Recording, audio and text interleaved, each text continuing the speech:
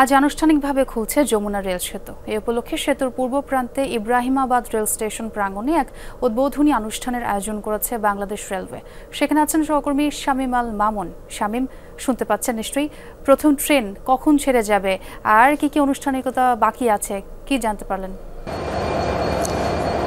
খন্দকার, আমি কিন্তু এই মুহূর্তে রয়েছি যে ভুয়াপুর ইব্রাহিমাবাদ যে রেলওয়ে স্টেশন, সেই রেলওয়ে স্টেশনে।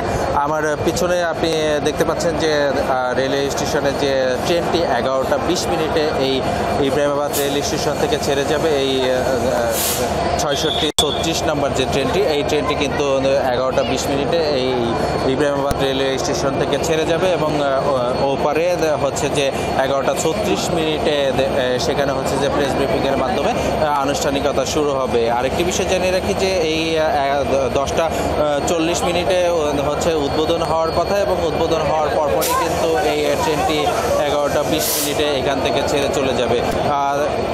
অনেক প্রতীক্ষা, কারণ হচ্ছে যে প্রায় 4.5 বছরের প্রতীক্ষা এবং 4.5 বছরের প্রতীক্ষার পরে কিন্তু প্রায় 17,000 কোটি টাকা ব্যয়ে এই যমুনা রেল সেতু, এবং এই রেল সেতুটি কিন্তু ডাবল লেনের, এবং এই ডাবল লেনের হওয়ার পরেও কিন্তু এই যে যমুনা সেতু রয়েছে, এই যমুনা সেতু দিয়ে কিন্তু 3 মিনিট 31 সেকেন্ডের মধ্যে কিন্তু এই রেল লাইন দিয়ে, এই সেতু দিয়ে রেলটি পার হবে।